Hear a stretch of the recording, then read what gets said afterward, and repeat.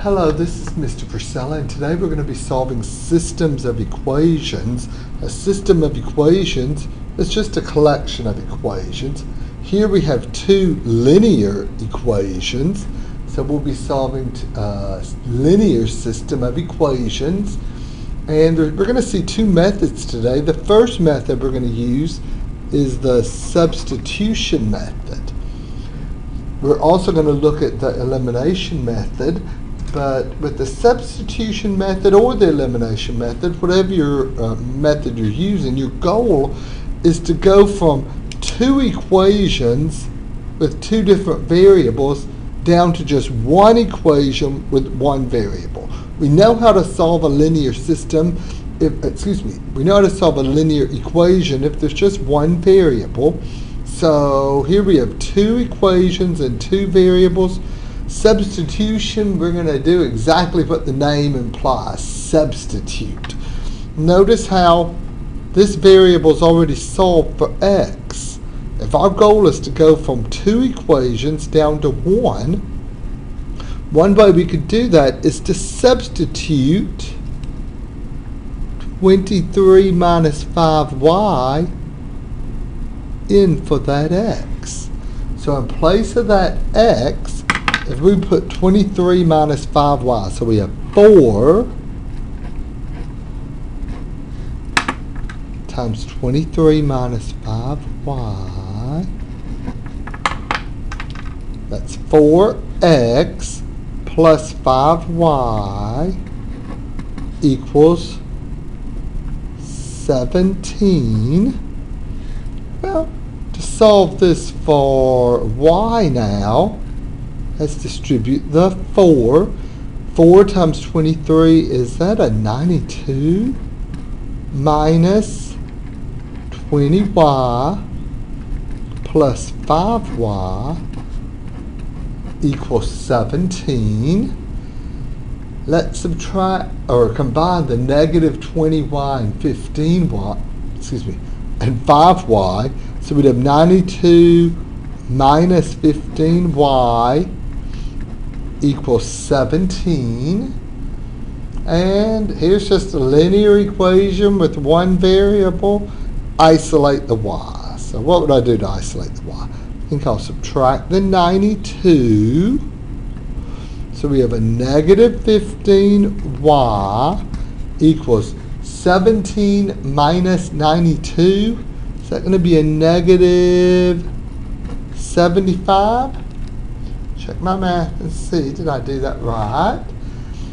And then divide both sides by negative 15. Negative 75 divided by negative 15 is a positive 5. So our answer should be x and y. So at this point we know y is 5. Well, if we know y is 5, how do we find x? Well, let's substitute this into one of these and solve for x. Well, I'm thinking that probably it would be easier to plug into this one right here, the one x equals 23 minus 5y. If I replace this y with this green 5, we'd have x equals 23 minus 5 times 5. That 5 times 5 is a 25. So x is 23 minus 25. Looks like x is a negative 2. Now, we're not going to write x equals and y equals.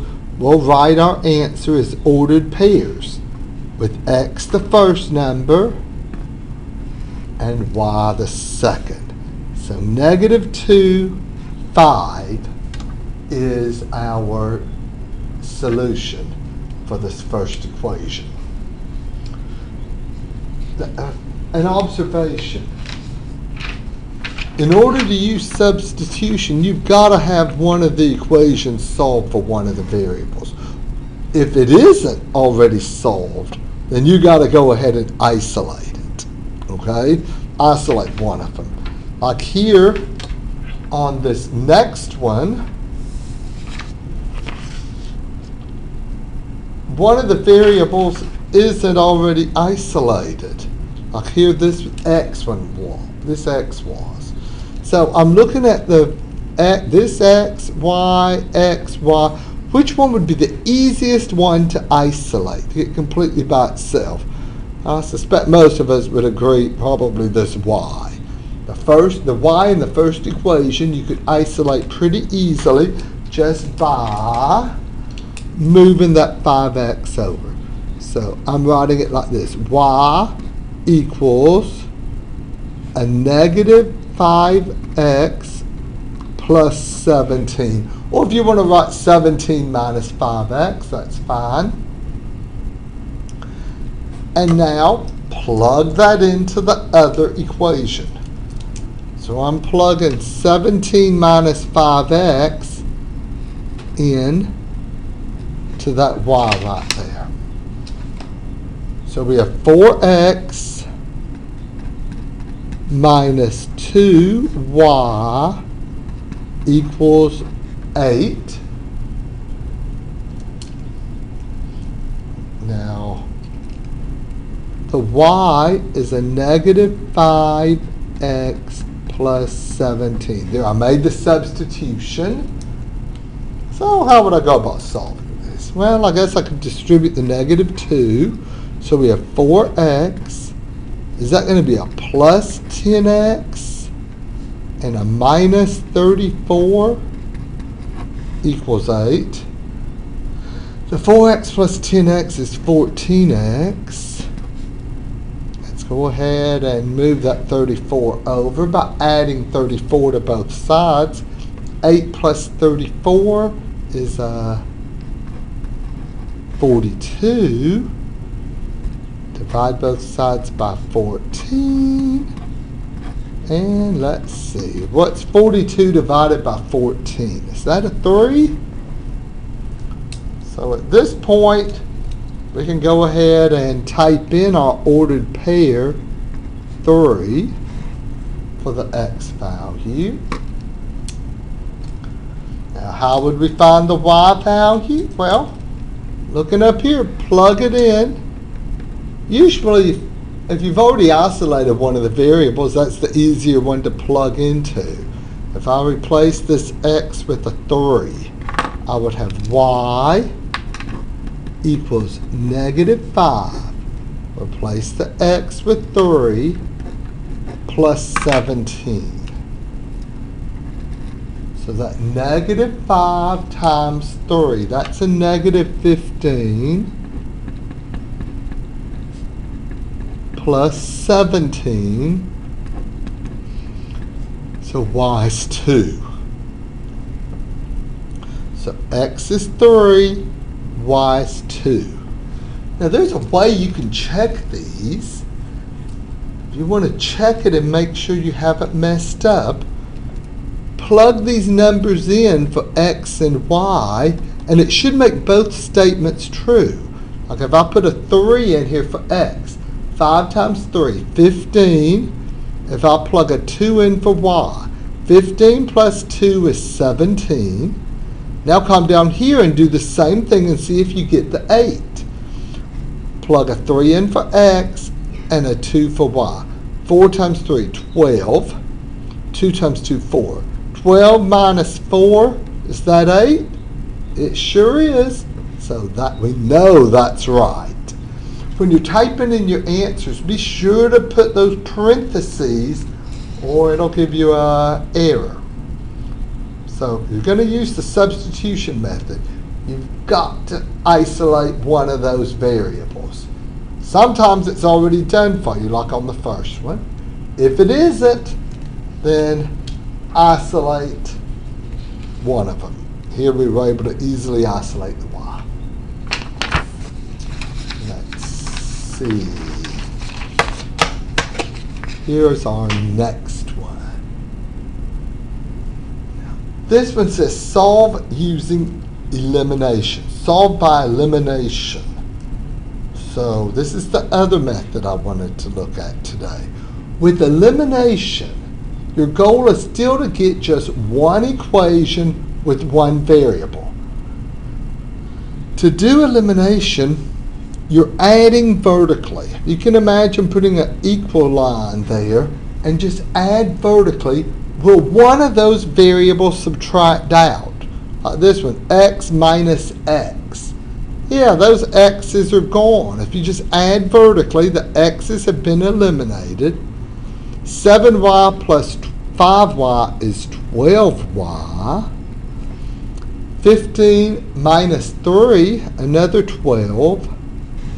So divide. Now we just have one equation with one variable. That one's easy to solve for, isn't it? Just divide by 12. And we get y equals 1. So over here, the second number is a 1. What about the first one? How do we find x? Well, do what we were doing earlier. Substitute in. Take that y equals 1 and plug it into one of these equations. It doesn't matter which one. I think I'm going to do the one with the fewer minuses. If I replace this y right here with a 1, we have x plus 7 times 1 equals 15. And I know y'all can do the 7 times 1 to get a 7 without actually writing it down. I'm just doing this for illustration purposes. So I'm plugging a 1 in right here. 7 times 1 is 7. Subtract 7, and what are we getting for x? 8. Let's check it and see. How do you check it? Well, plug them in. If I put an 8 in for this x and 1 for this y, then 8 plus 7 is 15, okay. Now do the same thing here. Put an 8 in for this x, so we have negative 8. Put a 1 in for this y, 5 times 1 is 5. Negative 8 plus 5, yeah, that's negative 3. And this is the elimination method. Let's make an observation. If we're going to do the elimination method, you've got to have the variable that'll subtract out like that. Okay. Let's try another one. Let's see what's the next one we're going to do. Here's another elimination. Okay. Solve by elimination. My first question I always ask myself is, can I just add it vertically and eliminate one of those variables? If I draw an equal sign, and we sure can. Which variable would be eliminated? The y, 4y minus 4y. They have the same number here and here, but with opposite signs. One positive and one negative 4. So when you add those vertically, those subtract out. 6x plus 4x is 10x. 10 minus 40 is negative 30. We can solve this one for x without too much trouble. Just divide by 10. And we get x equals negative 3. I'll come over here and go ahead and type in negative 3 for x. Now to find your y, just plug into one of those. Let's see, which one do we want to plug into? I guess I'll try this first one. If I replace this x with negative 3, I'd have 6 times negative 3 plus 4y equals 10. It really doesn't matter which one you plug into. Just plug into one of the original equations. I'm using the first one. 6 times negative 3 is negative 18. plus 4y equals 10. So add 18. We have 4y equals 28. Divide both sides by 4 to get y equals 7. There.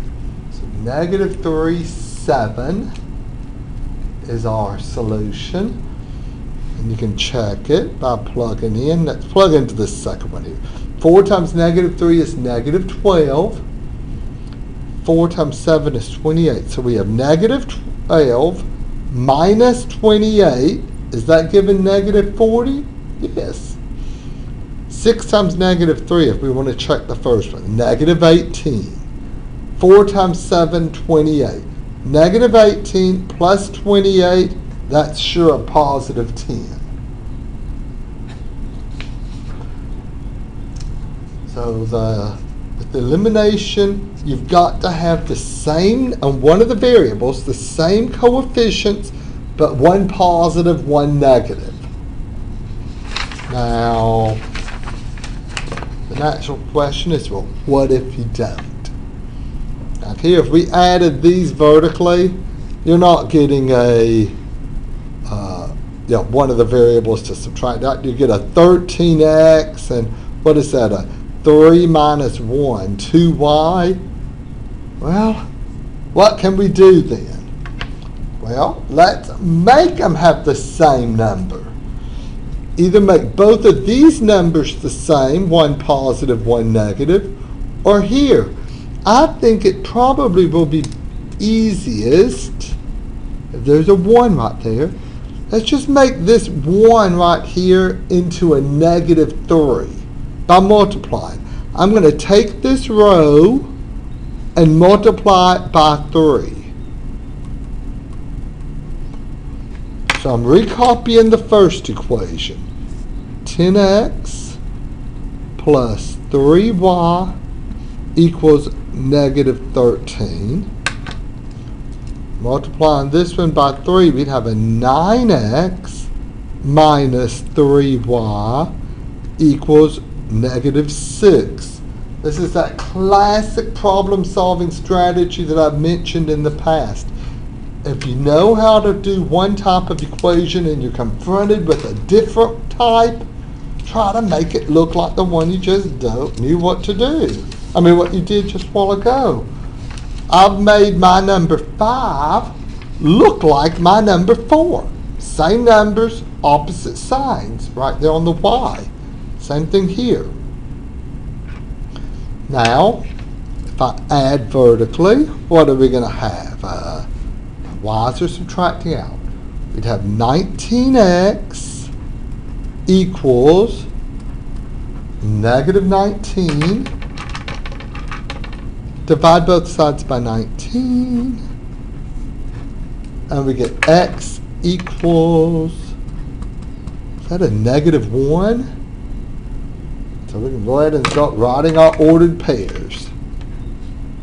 X is negative 1. How do we find y? Well, plug it into one of those equations. It doesn't matter which one. Let's see. I think I'm going to plug it into this second one here. The 3x minus y equals negative 2. If I plug a negative 1 in for x, we'd have 3 times a negative 1. Maybe some of y'all would rather use that first equation so you don't have so many negatives. 3 times negative 1 is negative 3 minus y equals negative 2. It's pretty easy to isolate this y at this point. I think I'm going to do this. I'm going to move the y over by adding y. That way I won't have this negative in front of it. And add 2 to both sides. So I'm moving the y. So it's over here. Adding 2, moving that negative 2. Negative 3 plus 2, negative 1. So graphically what you've done is you have two lines. You found the point of intersection. So these two lines intersected at this point. Let's check. If I put a -1 here and here, am I getting a -13? 10 times -1 is -10. 3 times -1 is -3. -10 minus 3 is -13. So we have two lines intersecting at this point. Now, a little word of warning about these two special cases. If you think of these as lines, it's possible that you might have two parallel lines. So if you have two parallel lines, then the solution, you would get no solution. And the way that happens, or the way it'll work out, no solution. If when you're doing this elimination or substitution, whatever method you're using, if you wind up with 0 equals some non-zero number, if all your variables subtracted out and you wound up with 0 on one side and some number other than 0 on the other side, that would be the no solution. That means that you have two parallel lines. The other possibility, this infinitely many solutions, the only way you could have two lines intersecting in infinitely many solutions would be if you had one line right on top of the other line. And if that's going to happen, as you're going through this process, either elimination or substitution, if you just get 0 equals 0. If you can write it, if all the variables subtract out, that's how you know that you have one of these solutions, or special cases. If you get 0 equals 0, then that means you have one line on top of the other line, and there are infinitely many solutions. One line on top of other line. Okay? So that's a brief discussion of elimination and substitution. And I think we're about out of time. Yes, we've done them all. So thank you for watching, and we'll discuss some matrices in just a few minutes. Bye-bye.